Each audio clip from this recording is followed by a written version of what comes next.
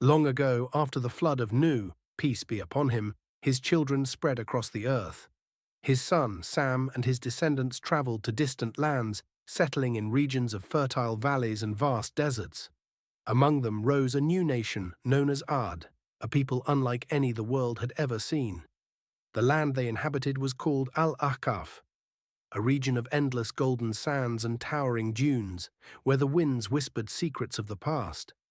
What set the people of Ad apart was their incredible strength and size. They were giants, towering over ordinary men, their bodies carved with muscle, and their power unmatched. It was said that a single man from Ad could uproot a tree with his bare hands and crush boulders with ease. They built cities with magnificent structures, carved palaces into the mountains, and erected lofty towers that seemed to pierce the sky. Their dwellings were wonders of architecture, symbols of their unmatched skill and arrogance. Yet for all their strength and wealth, their hearts grew hard with pride. They believed their might made them invincible, and they turned away from the worship of Allah.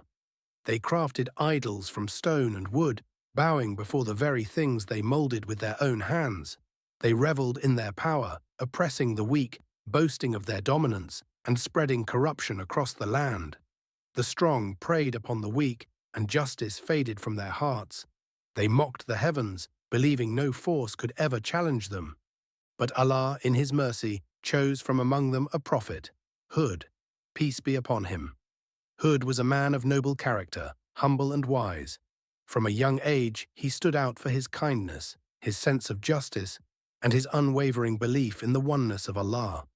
Hud would often retreat into the quiet of the desert, where he pondered the vastness of creation, the endless sky, the shifting sands, the whispers of the wind.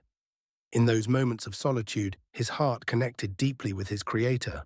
One night, under a blanket of stars, Allah revealed to Hud his mission, to guide his people back to the path of righteousness.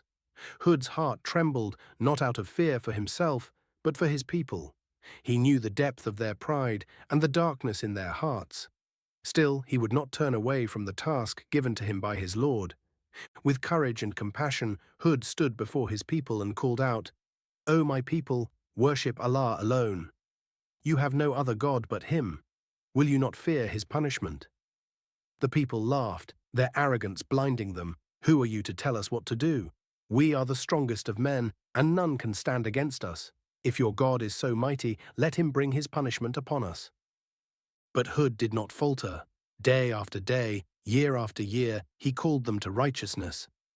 "My people," he pleaded, "do not be deceived by your strength. It is Allah who granted you this power, and He can take it away. Turn to Him, seek His forgiveness, and you shall find mercy. Do not follow the path of arrogance and destruction. Allah is most forgiving, most merciful." Yet they scoffed. "Hud, you are nothing but a fool. We will not abandon the gods of our forefathers for the words of one man."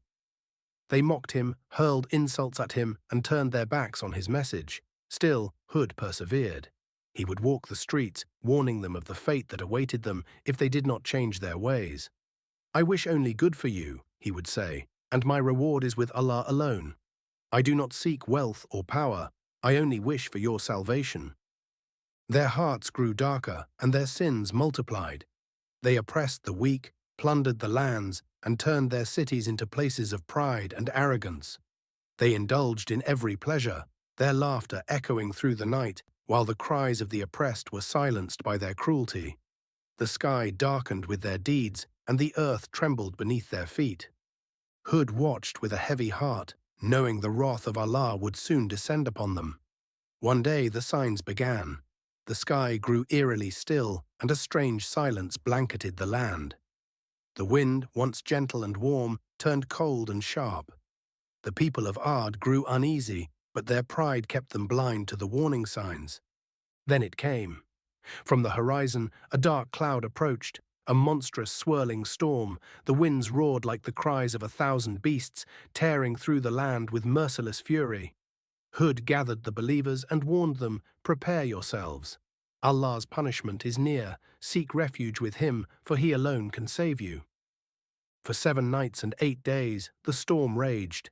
The winds lifted men off their feet, hurling them into the sky before dashing them against the earth. Their mighty towers crumbled, their palaces turned to dust, and their proud bodies lay lifeless, scattered like hollow trunks of fallen trees. The screams of the arrogant were drowned out by the howling wind, and all that remained was destruction. When the storm finally ceased, all that remained was silence. The once great nation of Ad was no more. Only Hud and the believers were spared, seeking refuge as Allah commanded. Hud looked upon the ruins with a heavy heart. "This is the fate of those who turn away from their Creator," he whispered. "Let it be a lesson for those who come after."